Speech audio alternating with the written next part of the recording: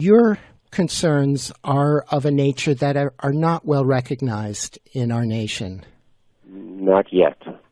They're not well recognized in very many places in the world yet. But in some countries, they have been studied pretty well, haven't they? In Russia and in Ukraine and in the former Soviet republics, yes. They were studied quite thoroughly. Unfortunately, when the Iron Curtain fell, Western telecommunications companies invaded that part of the world, and now everybody there is also addicted to their cell phones. So although on the books they officially have greater protective measures and more stringent limits, in practice it's not very different from here. And the average public doesn't know it anymore. Uh-huh. Although they are still teaching the effects, the biological effects of radio frequency radiation in medical schools, in Russia at least. So maybe we could begin by talking about the electrical nature of life and how the brain and the heart and our nervous systems are essentially like finely tuned electrical systems. Yes, they are, and we are kind of schizophrenic about that in science.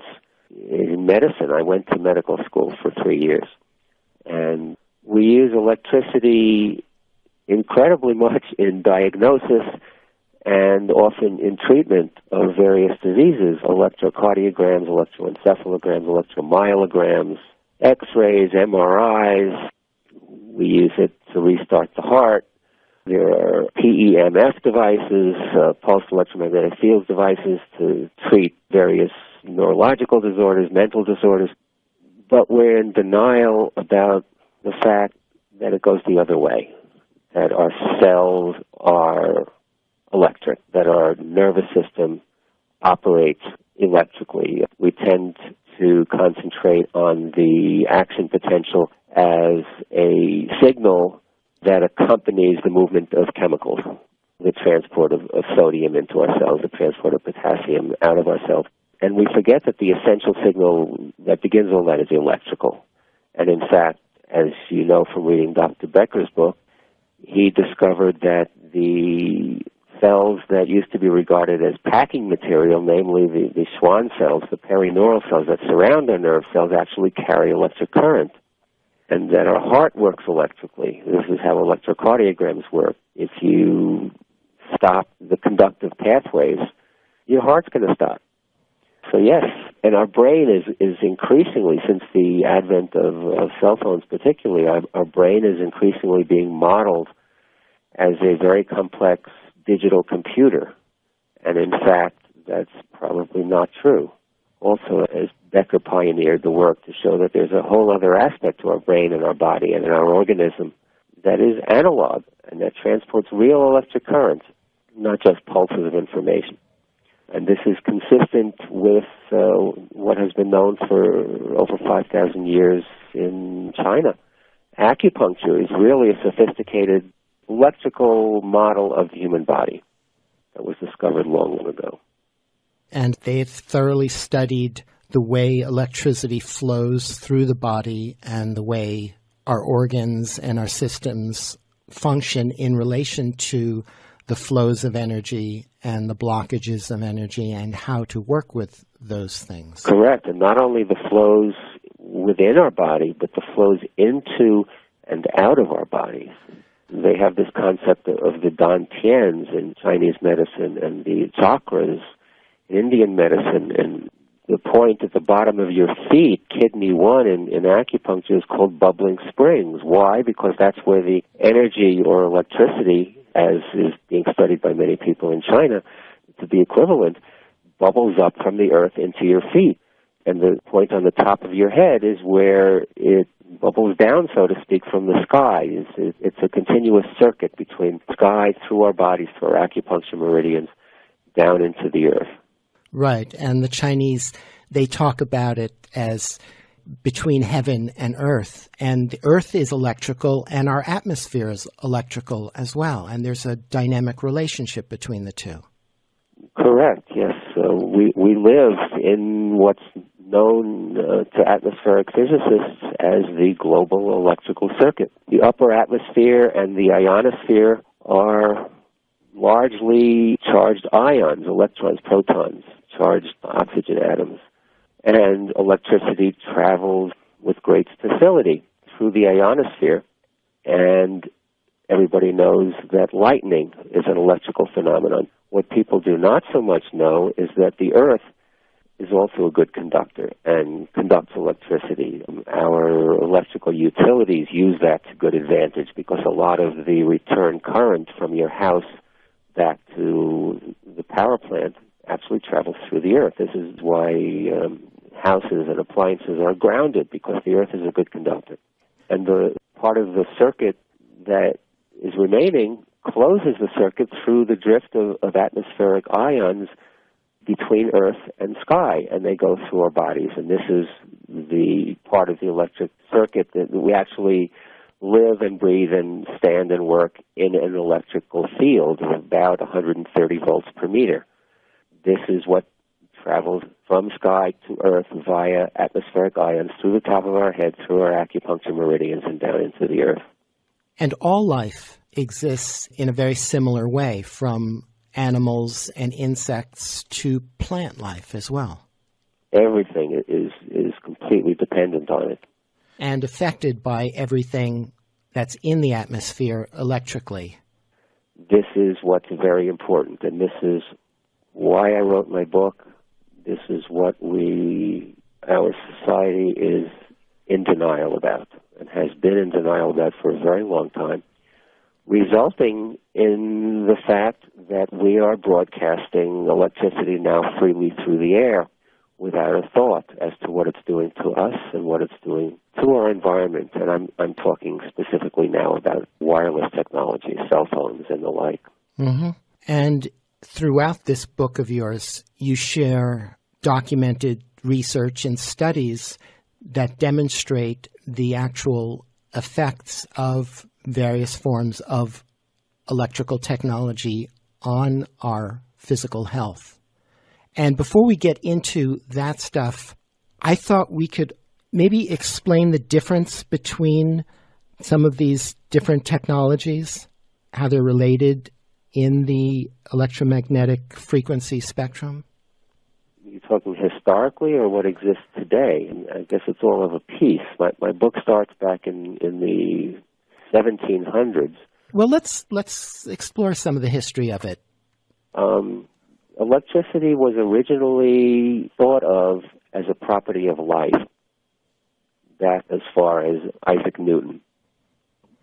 And it was used originally in medicine for almost 2 centuries before we started using it intensively for lighting our houses and powering our machines. It was used as a panacea to treat many forms of diseases: deafness, blindness, paralysis, arthritis. You name it, people tried to cure it with electricity. That was called electrotherapy, and with success in many cases. In the year 1800, an Italian physicist named Alessandro Volta came along and invented the electric battery.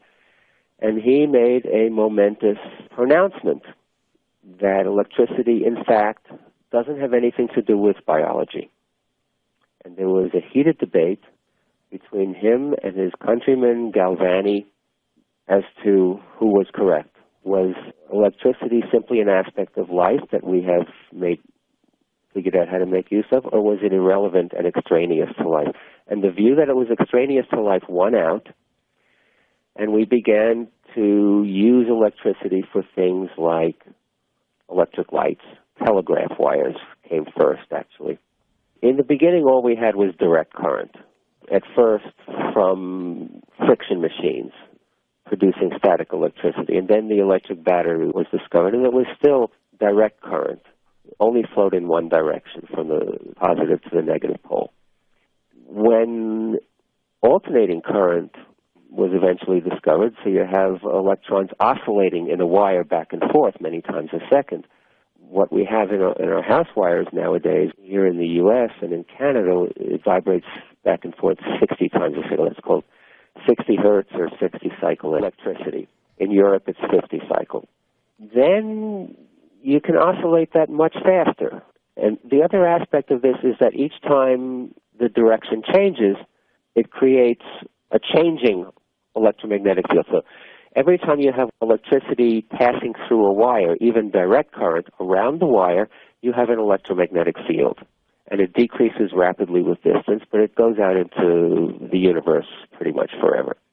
A changing electromagnetic field produces a wave of changes that also travels out into the universe.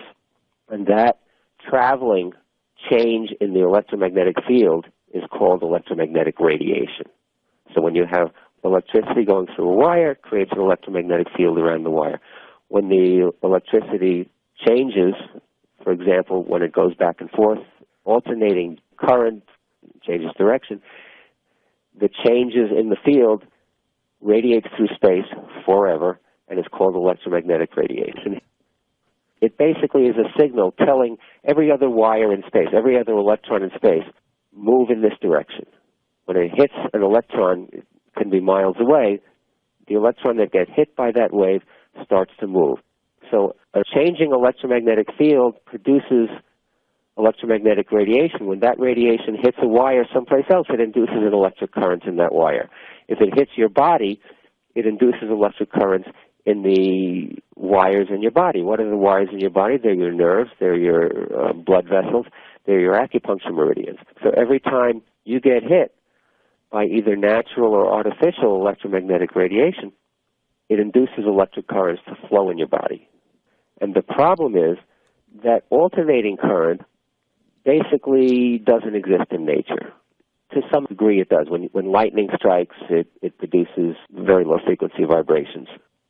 The Earth's magnetic field is direct current. So most of what we live in, except for very low frequency waves from lightning, is direct current. We've introduced alternating current, much more powerful than any natural fields that we evolved with. And we've increased the frequency way beyond anything that we've evolved with. So when we get hit with radio waves from radio stations and very tiny, very, very high frequency radio waves from cell phones and cell towers, this also induces electric currents in any wire and in all the wires in our bodies, which we did not evolve with, and which interfere with the natural electric currents that flow through our bodies, that are not used to those kinds of frequencies, not used to those kinds of power levels, and our bodies are the equivalent of very complex electronic machinery that are getting interfered with. Mm-hmm. And electrical engineers understand how various more sensitive electronic equipment can be disrupted and even destroyed. It's called radio frequency interference, and they have to harden all the equipment so that all this stuff that's flying around doesn't interfere with each other. But they forget that we are also very delicate electronic machines, and we also have to be taken care of so that all this stuff flying around doesn't interfere with us. Right. It's producing a soup out there of what you could call dirty electricity. We have this concept of dirty electricity in wiring, which you can easily detect with an AM radio. If you have a handheld, battery-operated, analog, not digital, AM radio, and you tune it to the beginning of the dial where there's no station, and you turn it on, if there was no dirty electricity around you, you would hear a gentle hiss. But if you bring it next to your wall where there's a wire flowing through, or next to an electric light switch, or next to an outlet, in most people's houses nowadays, the radio will buzz and scream and produce all kinds of wild noises. That's called dirty electricity, because all these electronic devices are plugged into our walls, and they're producing high-frequency alternating current of various weird kinds of stuff, and it's going into our house wiring, and it's radiating at us, and this is making us sick. And this has been called dirty electricity. Dr. Samuel Millam wrote a book called Dirty Electricity in 2011. That's the basis for some of my research as well. Out of curiosity, is there any such thing as clean electricity that isn't harmful, that's man-made? Well, that's a good question. To some degree, all man-made electricity is harmful. And that has been the case since we started using static electricity, as you saw in the beginning of my book, that there was harm.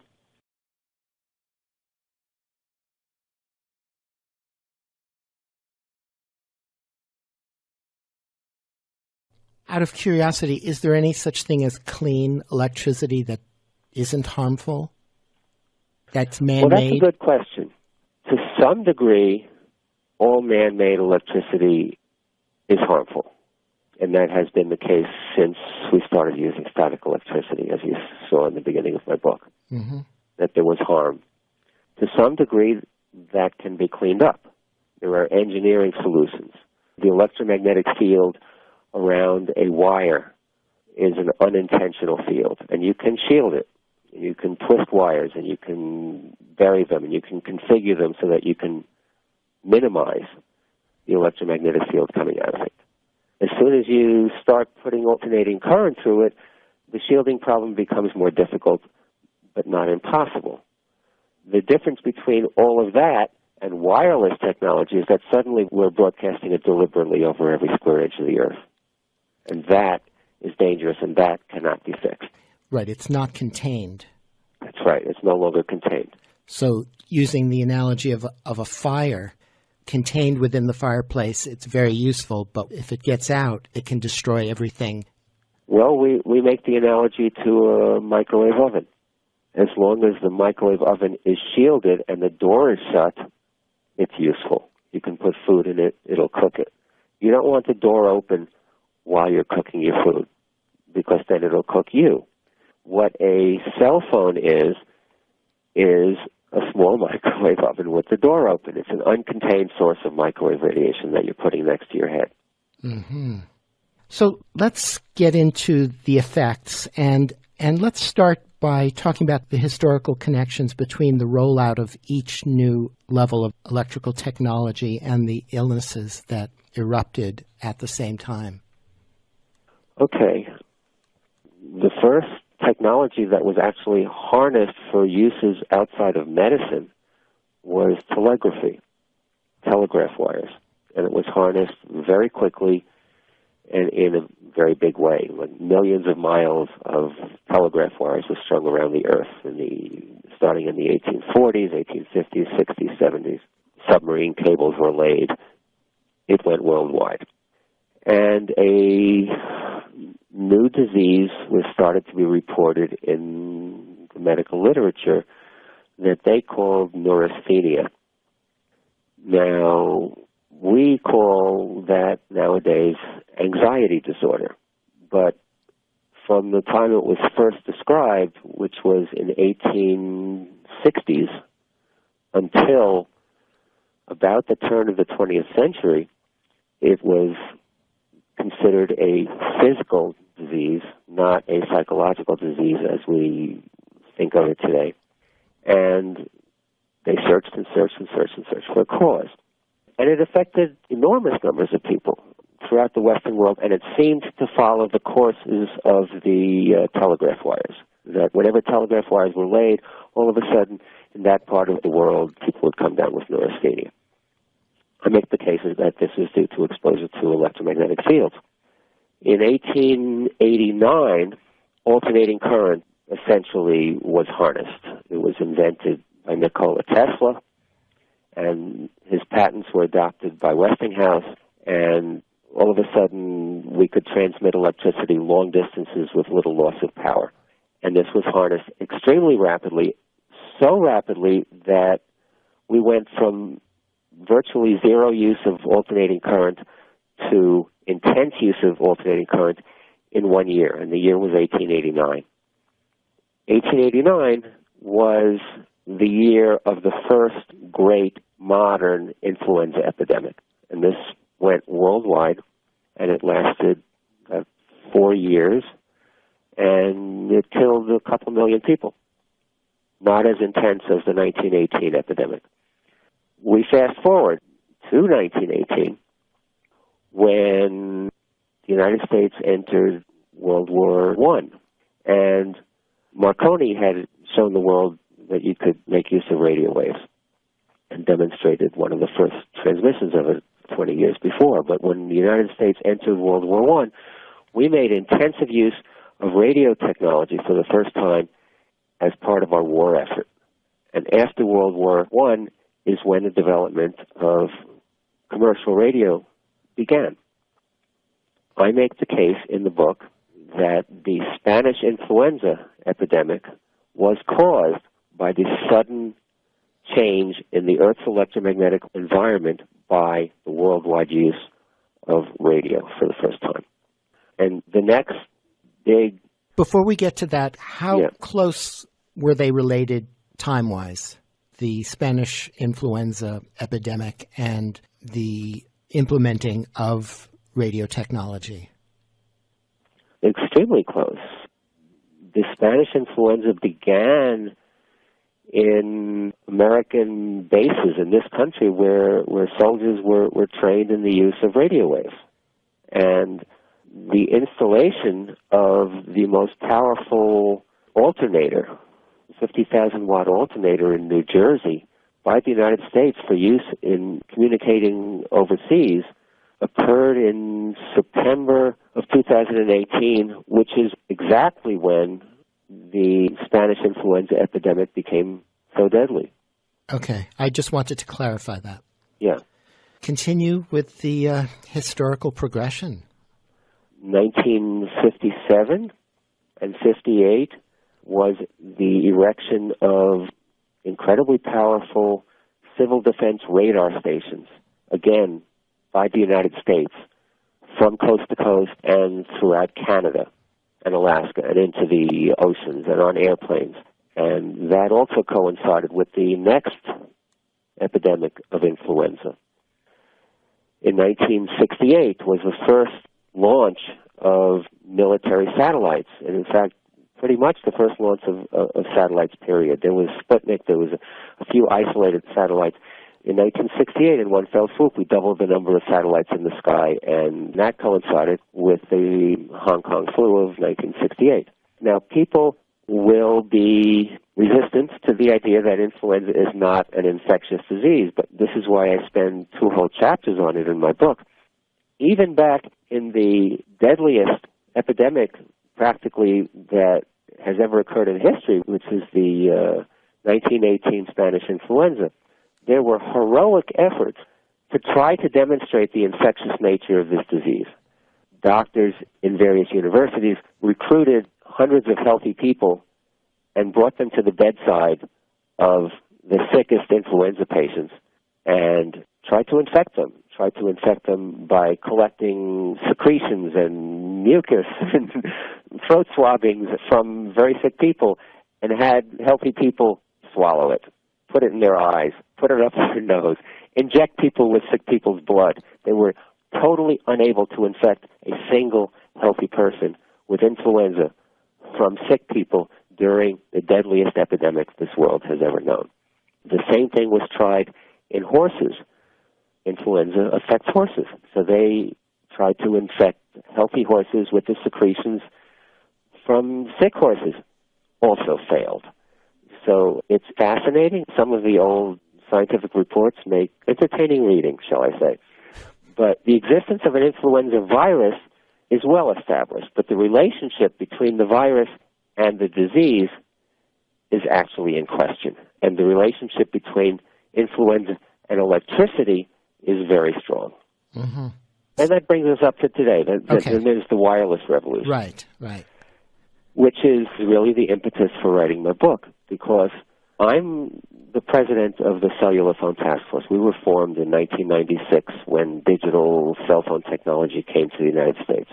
And the impetus for my helping to start this is my own injury by electromagnetic energy back when I was in medical school, which is what prevented me from finishing my 4th year.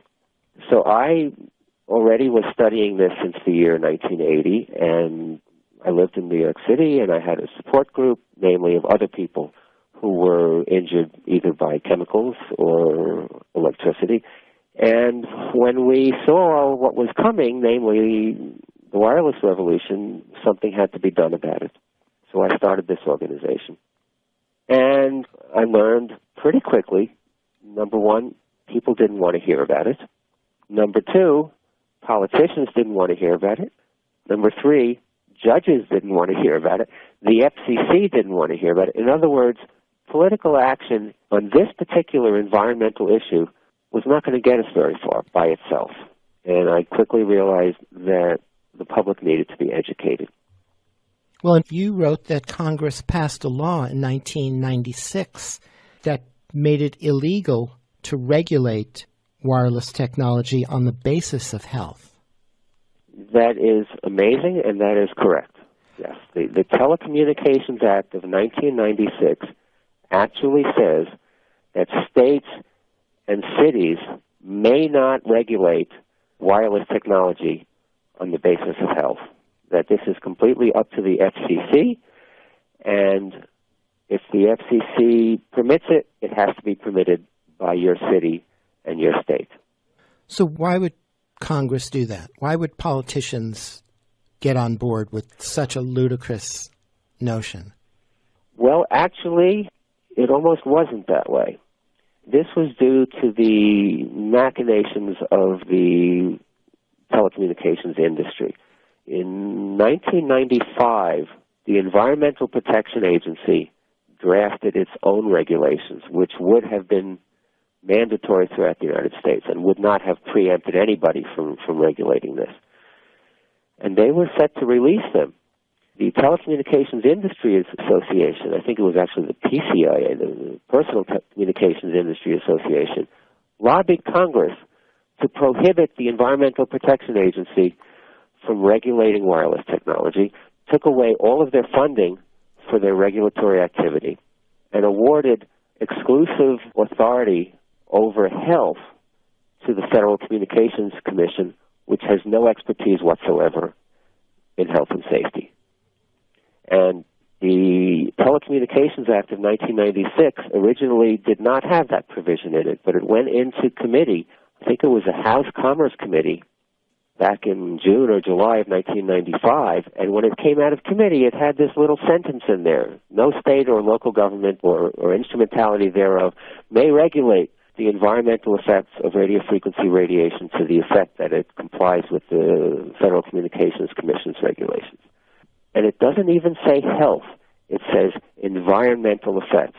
So I seriously doubt that any of the congressmen who voted on this bill knew that they were prohibiting states and cities from protecting the health of their citizens. But it passed, and President Clinton signed it, and this has been a stumbling block for people all over the country since 1996, not only from stopping cell towers from appearing everywhere, but even from going to their city councils and talking about health. Because if you talk about health, the next sentence of the Telecommunications Act says that the telecommunication company can sue the city. So everybody has been silenced. Scientists have been silenced. There have been thousands of studies saying this stuff is harmful. But even if you are a scientist, you can't go to your city council and say, hey, this is harmful, don't put it up. You can't even talk about it. So is there much hope for changing that legislation? Well, I think not until the public is educated. I think judges will not stick their necks out at this point. Everybody's on their cell phones. Everybody's addicted to the technology. This is the multi-trillion-dollar industry. It's probably the wealthiest industry in the world. No judge is going to stand up against this industry until the public is on their side. No legislator is going to stand up to the industry until the public is on their side. It all has to happen together.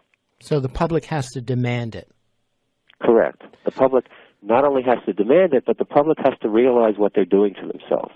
The public has to realize it, and I have a chapter on cancer, I have a chapter on diabetes, I have a chapter on heart disease. The public has to wake up to the fact that most of the cancer, diabetes, and heart disease that we have in our world is being caused by wireless technology, and specifically by your cell phone.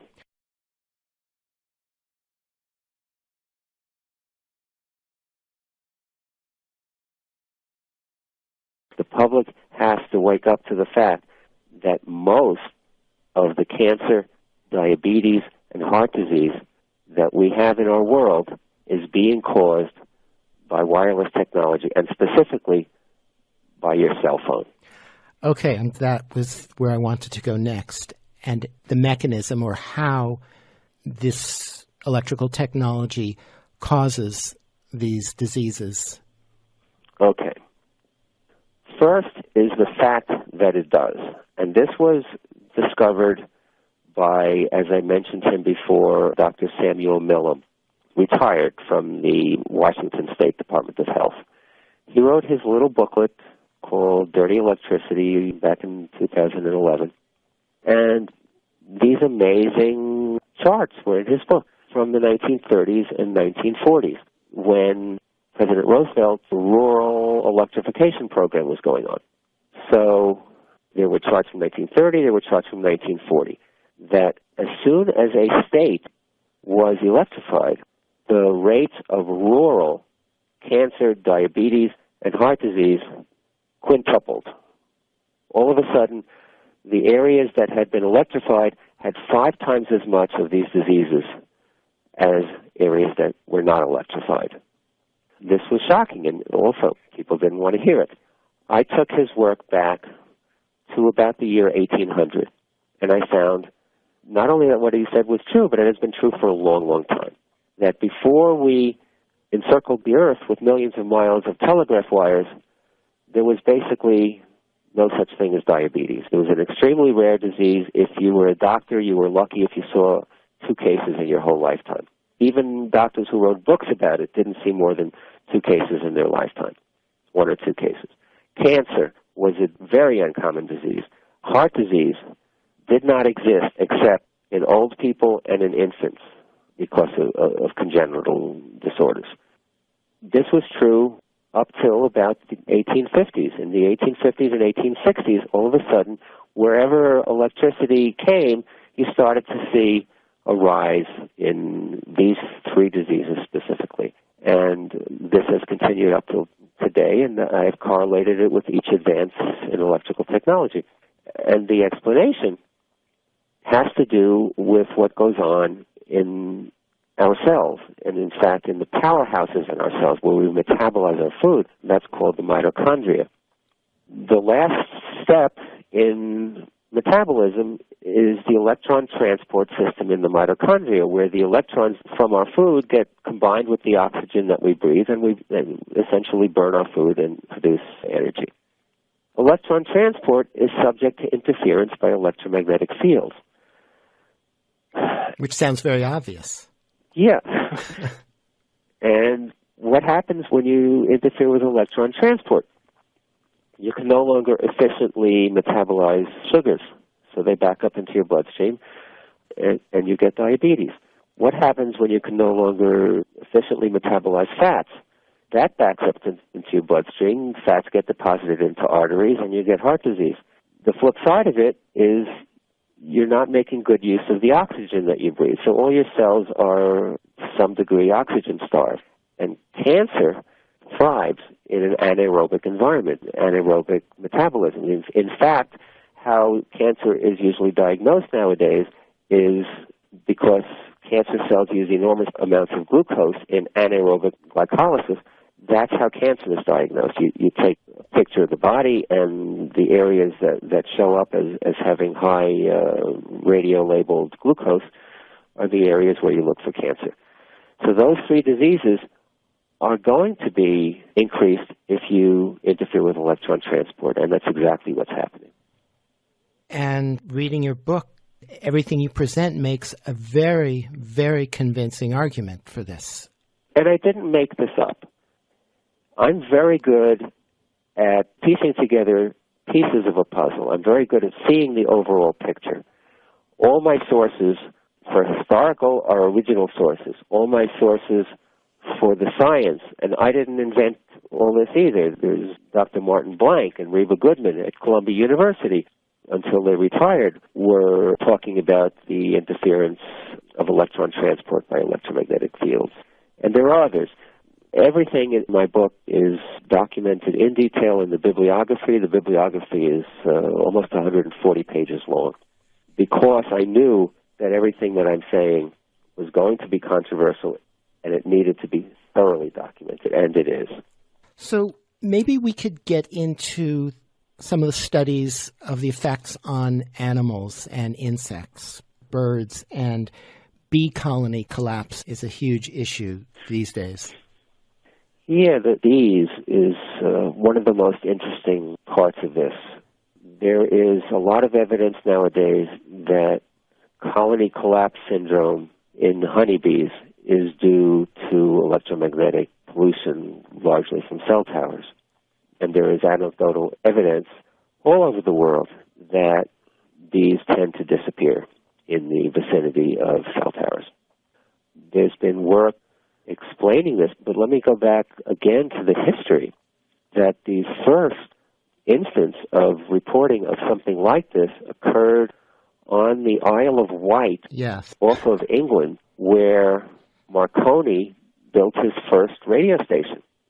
And immediately, back in 1904, the bees started to disappear from that island, and it was called Isle of Wight disease. And I go into the history of that also, because colony collapse disorder did not emerge from nothing. It had a whole history going back to 1904, except it's gotten a lot worse, and dramatically so in modern times, again, coinciding with cell phone technology. The most dramatic experiment was done, I believe, in Switzerland by Daniel Favre.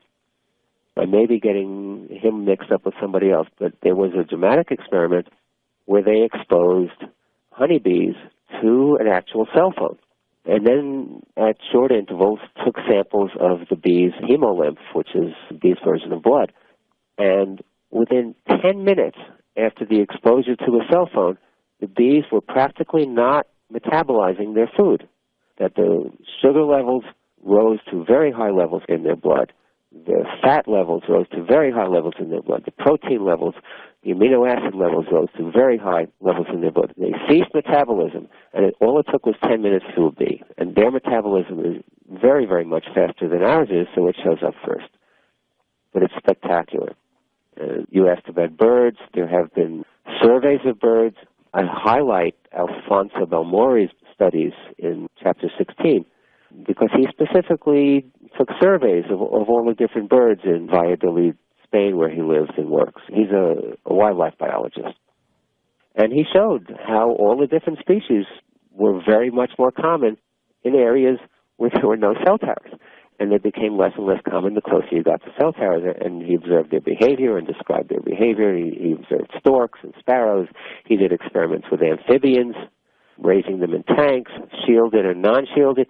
Also very dramatic. The shielded tanks, those tadpoles that he raised. They were both on a balcony of a building, like the fourth story of a building that was 200 meters away from a cell tower. The shielded tadpoles all lived. The unshielded tadpoles practically all died. It was very dramatic. And so it makes you ask the question, why are so many species of amphibians disappearing from remote wilderness? It probably has very much to do with we don't treat radio stations and radar and cell towers, which we put in remote wilderness, as environmental assaults, and they are. And they affect plants as well. There are studies of how forests were affected by radar stations. Especially in the Cold War. Yeah, this was documented in Germany, near the border between East and West Germany, where there was lots of radar aimed at that border, and they had the term Waldsterben, forest death, and it specifically happened in areas that were highly irradiated.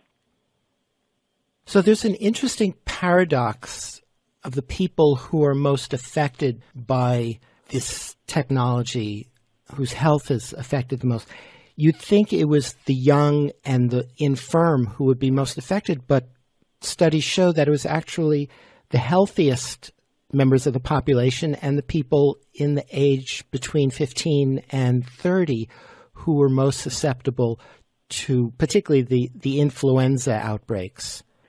Yeah, this was a peculiar aspect of influenza, and still is a peculiar aspect of influenza, although nowadays we hear advertisements telling old people and infants to get vaccinated. But in fact, influenza more often makes you sick if you are between the ages of 20 and about 50. And the stronger you are and the healthier you are, the more likely you are to get influenza. And this was very dramatic in the 1918 flu epidemic, so much so that doctors started to worry that their advice to their patients to stay healthy and to be fit and strong was actually killing them because it was the strongest, healthiest people that were getting influenza and dying of it. Is there any logic to why that happens that way? Well, they never figured it out. And people who have specialized in influenza since then have not figured out why. My theory is that it is the strongest and healthiest, and it hit pregnant women very hard, too. Those of us who are most vital, in other words, people in their young years, people who get pregnant, people who are very much connected to the world, are also very much more connected to our electrical environment. We have much more chi flowing through us, our acupuncture meridians. And this is vitality that we get from the world. When the global electrical circuit becomes polluted, essentially with dirty electricity, just like when we plug our electronic devices and computers into the wall, we pollute our wiring with dirty electricity. We're actually polluting our bodies with dirty electricity when we throw this stuff out into the world. And those of us who are most connected to our environment are most susceptible to being disturbed by it. Mm-hmm.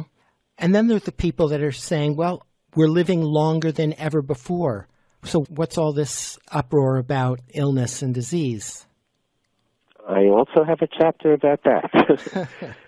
Chapter 14 in the Invisible Rainbow is about exactly that our metabolism is being disturbed. And when you slow down your metabolism, it's like putting us into a mild state of suspended animation. And of course, if your metabolism slows down, you're going to live longer. And it's very interesting. The most reliable way to extend an animal's life in the laboratory is to restrict its intake of food. This is called, in longevity research, calorie restriction. That if you restrict an animal's intake of food throughout its life, it will live longer, and it will live much longer. You can double a mouse's life simply by cutting its food intake in half throughout its life. It slows down its metabolism.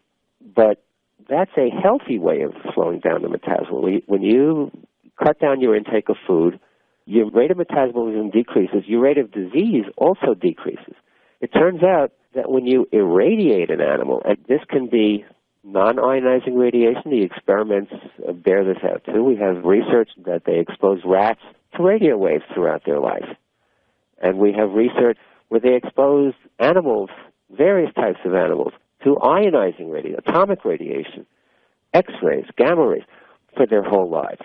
That if the dose is small enough, it won't kill them, but it will make them sick, but they'll live longer. That animals that are exposed to gamma rays at low doses get lots of cancers, but on average they live longer than the unexposed animals. And the same thing with radio waves, that if you expose animals to radio waves throughout their lives, like laboratory rats, they get more cancers, but on average they live longer. So if they're not killed, if they don't die of their disease, they live longer. Uh-huh. So you can restrict your metabolism in one way and have you become healthier, or you can restrict your metabolism in another way and live a sicker, longer life, and that's exactly what we're doing now. In our world in the 21st century, we are living sicker, longer lives, and the length of our lives is not primarily, is to some extent, but it's not entirely due to modern medicine. Some of it is due to all this electrosmog that we're living in.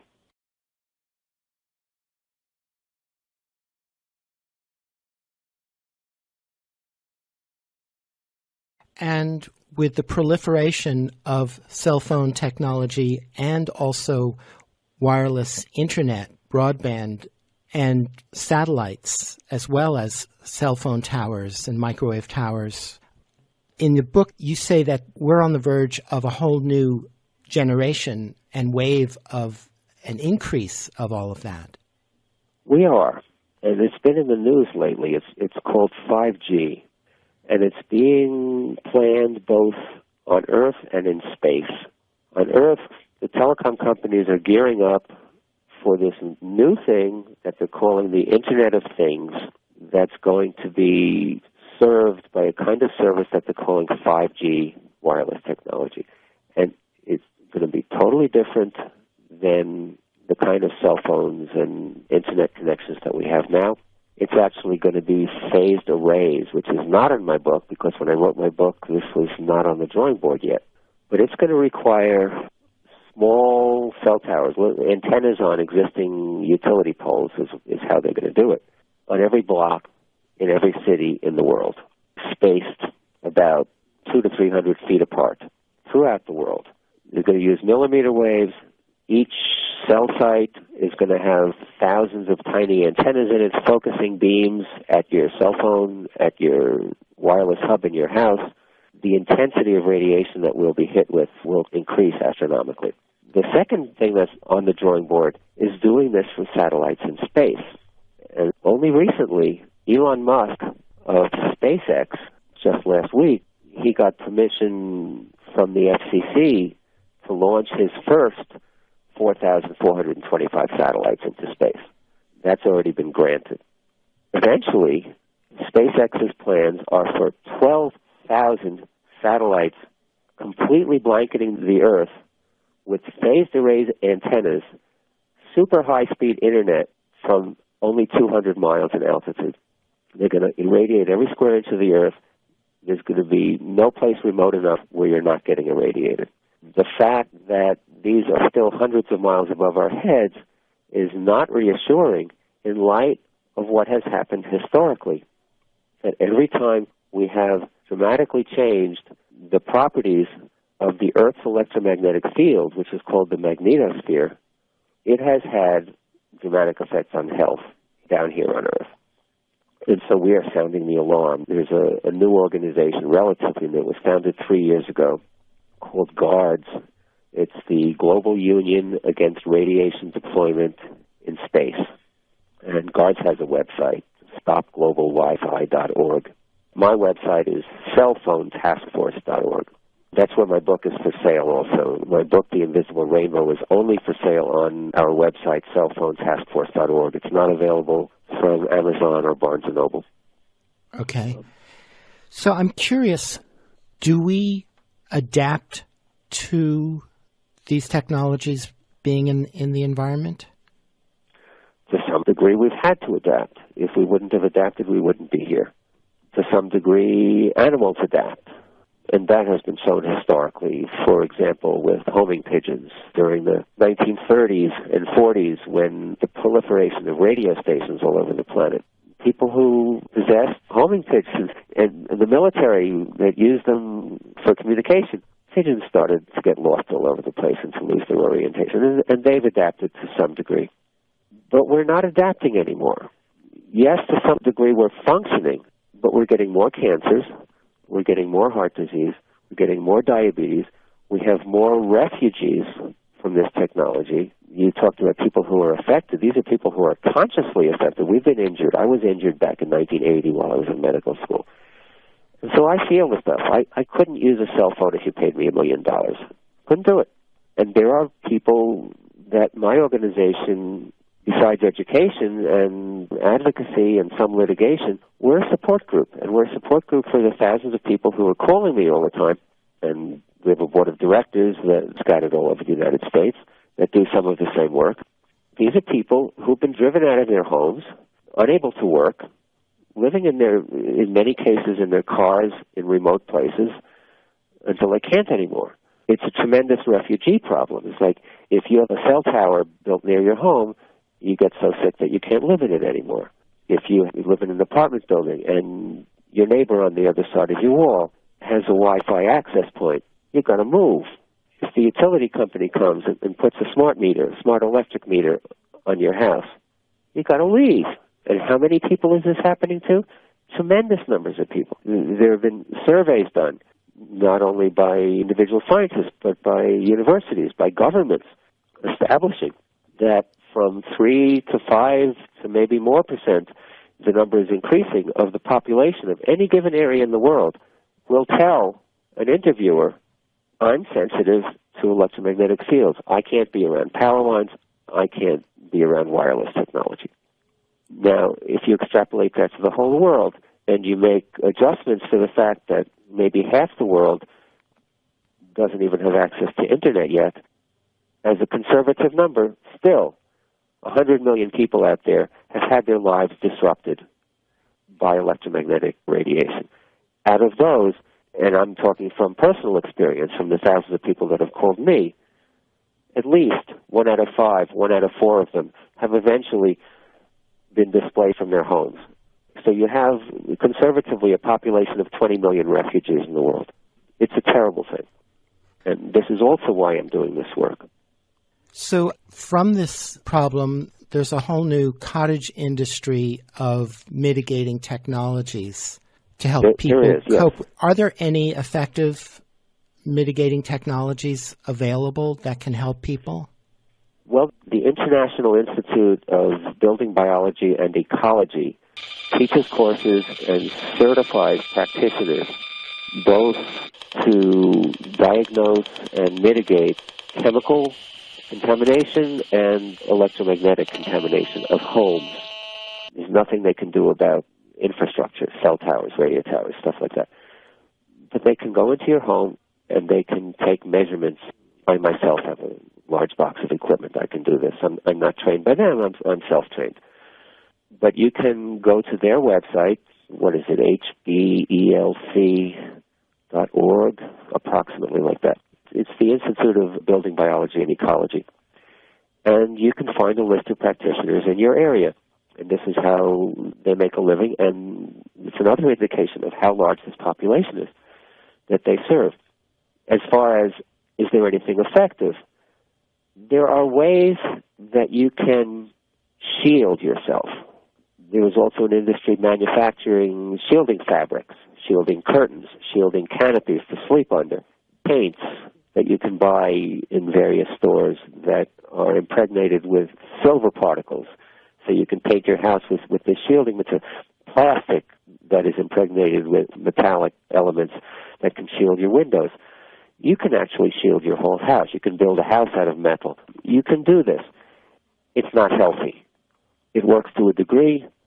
Why is it not healthy? You're cutting yourself off from the Earth's electromagnetic fields. It's not a healthy thing to do in the long term.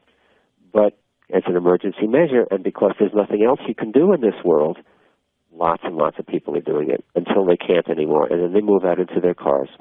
And then they call me, help, where can I go, what can I do? And some of them don't survive, some of them commit suicide, and it's an enormous problem. There's not a real good answer. A lot of companies are selling these snake oil devices, little discs you can put on your cell phone that are supposed to normalize the radiation, and things you can plug into your wall, to pendants you can wear, and all this kinds of... None of them work, and many of them are harmful. A lot of them put out what they call a Schumann resonance field of 8 hertz, which is supposed to duplicate the resonant frequency of the Earth. It's just more radiation. It's harmful. It doesn't work. So then there's really not much hope for... But the hope is we've got to stop it. Right. This is a threat. This is political activism. It's political activism. It's a planetary emergency. It's a threat to life on this Earth. In my opinion, it's a more immediate threat than global warming.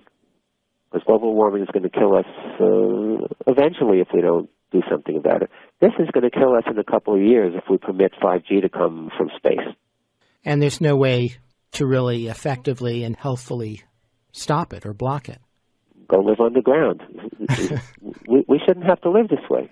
And most people are oblivious. And that's why I'm on the radio. That's why I'm consenting to give interviews. That's why I wrote my book.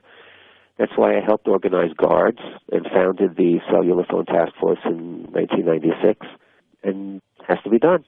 It has to be stopped. So how can people get involved in this? How can people do something to make the most of their energy and activism? Contact me via my organization's website. It's www.cellphonetaskforce.org. Contact GUARDS, which is stopglobalwifi.org, and get involved with us. We're very few people. when I say very few, yes, we're spread all over the globe. Yes, there are scientists that are butting their heads against the wall just like us activists are butting our heads against the wall. There was an international scientist appeal for a 5G moratorium that has been submitted to the European Union. They're also not getting heard. 236 scientists signed that so far. It's a drop in the bucket. We need more people. We need more awareness. We need people to realize when they pick up their cell phone and make a call, they're hurting themselves. They're destroying brain cells. They're hurting their health. It's interfering with their sleep. This is why so many people need sleeping medications and anti-anxiety and antidepressants. First thing is awareness. Second thing, get rid of your cell phone. Third thing, call us up. Contact me, contact guards. Buy my book. It's The Invisible Rainbow, A History of Electricity and Life.